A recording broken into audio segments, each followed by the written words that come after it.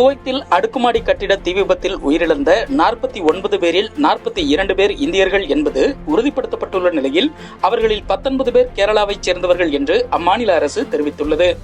விபத்தில் உயிரிழந்தவர்களின் குடும்பங்களுக்கு தலா ரூபாய் 5 லட்சமும் காயமடைந்தவர்களுக்கு தலா ரூபாய் 1 லட்சமும் வழங்கப்படும் என்றும் கேரள அரசு அறிவித்துள்ளது.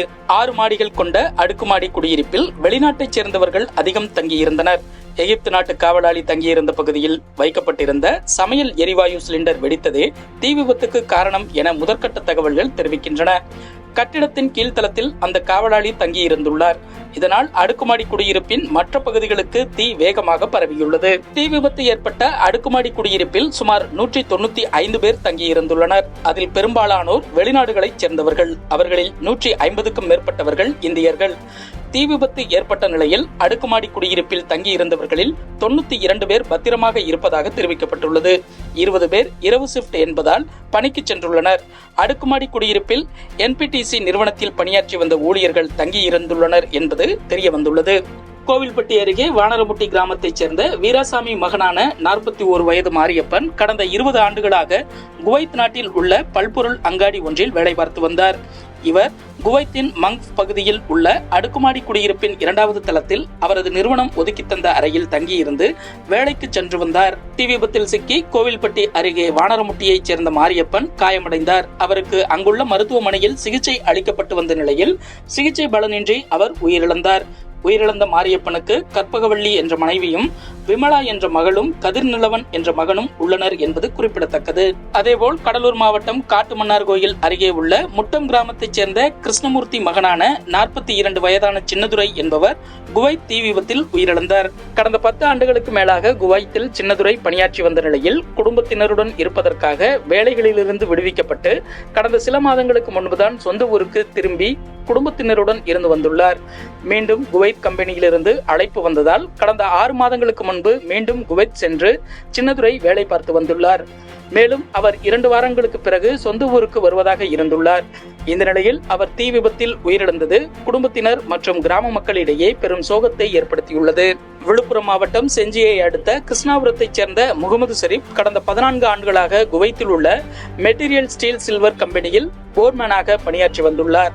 அவரும் தீ விபத்து ஏற்பட்ட கட்டிடத்தில் தங்கி இருந்துள்ளார். இந்நிலையில் ஷெரீப் குவைத் மருத்துவமனையில் சிகிச்சை பெறும் புகைப்படம் புதன்கிழமை முதல் சமூக வலைதளங்களில் பரவி வந்த நிலையில் அவரது குடும்பத்தினர் அது முகமது ஷெரீப்பின் புகைப்படம் அல்ல என மறுப்பு தெரிவித்தனர். இதற்கிடையே ஷெரீப் தங்கியிருந்த இடத்திலேயே உடல் கருகி இறந்து போனார் என்ற தகவல் தற்போது வெளியாகியுள்ளது.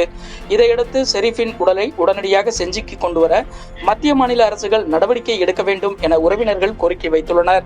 இதனிடையே குவைத் நாட்டில் தீ விபத்து நிகழ்ந்த கட்டிடத்தில் தங்கியிருந்த பேராவூரணியைச் சேர்ந்த 28 வயதான புனாஃப் ரிச்சர்ட் ராய் என்ற இளைஞர் குறித்து இதுவரை எந்த தகவலும் தெரியாததால் பெற்றோரும் உறவினர்களும் கவலையடைந்துள்ளனர். குவைத் நாட்டின் மங்க் நகரத்தில் அமைந்துள்ள அடுக்குமாடி குடியிருப்பில் ஏற்பட்ட தீ விபத்தில் தமிழகத்தைச் சேர்ந்த 5 பேர் உயிரிழந்திருப்பதை அங்கிருக்கும் தமிழ்ச்சங்கம் மூலம் உறுதிப்படுத்தியுள்ளதாக அயலக தமிழர் நலத்துறை அமைச்சர் செஞ்சி மஸ்தான் வியாழக்கிழமை காலை கூறினார். மேலும் தீ விபத்து தொடர்பாக முதல்வர் ஸ்டாலினுடன் அமைச்சர் செஞ்சி மஸ்தான் ஆலோசனை மேற்கொண்டார். கல்வி வேலைவாய்ப்பில் 3ஆம் பாலினத்தவர்களை சிறப்பு பிரிவினராக கருத வேண்டும் என தமிழக அரசுக்கு சென்னை உயர்நீதிமன்றம் உத்தரவிட்டுள்ளது. ஜிஎஸ்டி கவுன்சிலின் கடைசி கூட்டம் நடந்து முடிந்து 8.5 மாதங்கள் ஆகியுள்ள நிலையில் ஜிஎஸ்டி கவுன்சிலின் 53வது கூட்டம் ஜூன் 22ஆம் தேதி புதுடெல்லியில் நடைபெறும் என்று நிதியமைச்சகம் வெளியிட்டுள்ள அறிக்கையில் தெரிவிக்கப்பட்டுள்ளது. ஜம்மு காஷ்மீரின் பாதுகாப்பு நிலைமை தொடர்பாக உள்துறை அமைச்சர் அமித்ஷா, தேசிய பாதுகாப்பு ஆலோசகர் அஜித் தோவல், ஜம்மு காஷ்மீர் ஆளுநர் மனோஜ் சின்ஹா உள்ளிட்டோருடன் பிரதமர் மோடி பேசினார். அப்போது ஜம்மு காஷ்மீரில் தற்போது நிலவும் சூழல் குறித்த முழு விவரங்களும் அவருக்கு தெரிவிக்கப்பட்டது. இதையடுத்து பயங்கரவாதத்துக்கு எதிராக கடும் நடவடிக்கை எடுக்க வேண்டும் என்றும் அதற்காக நாட்டின் பயங்கரவாத எதிர்ப்பு திறன்களின் முழு அளவையும் பயன்படுத்த வேண்டும் என்றும் தேசிய பாதுகாப்பு ஆலோசகருக்கு பிரதமர் மோடி அறிவுரை வழங்கினார். மத்திய உள்துறை அமைச்சர் அமித்ஷாவிடம் பேசிய பிரதமர் பாதுகாப்பு படைகள் மற்றும் பயங்கரவாத எதிர்ப்பு நடவடிக்கைகள் குறித்து விவாதித்தார். ஜம்மு காஷ்மீர் ஆளுநர் மனோஜ் சின்ஹாவிடம் பேசிய பிரதமர் நரேந்திர மோடி உள்ளூர் நிர்வாகம் மேற்கொண்டு வரும் முயற்சிகள் குறித்து கேட்டறிந்தார். ஒருங்கிணைந்த 4 ஆண்டு ஆசிரியர் படிப்புக்கான NCET நுழைவுத் தேர்வானது தேதி குறிப்பிடாமல் ஒத்திவைக்கப்பட்டுள்ளது.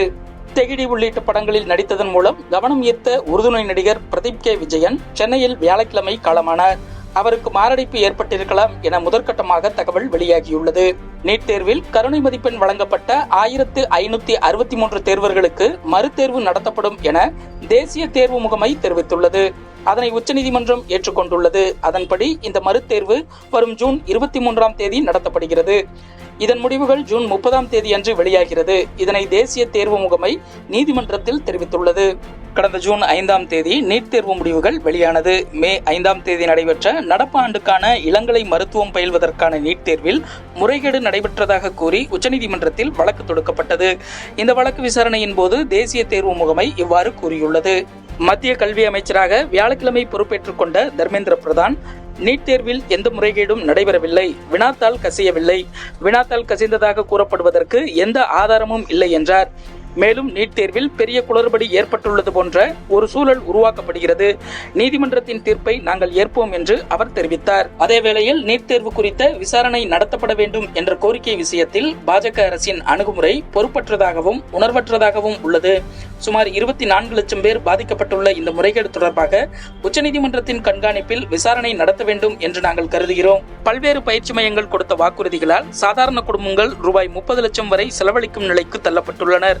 இந்த விவகாரத்தில் மத்திய அரசை மண்டியிட்டு மாணவர்களுக்கு பதில் கூற வைக்கும் அளவுக்கு இம்முறை இந்தியா கூட்டணி வலிமையாக உள்ளது.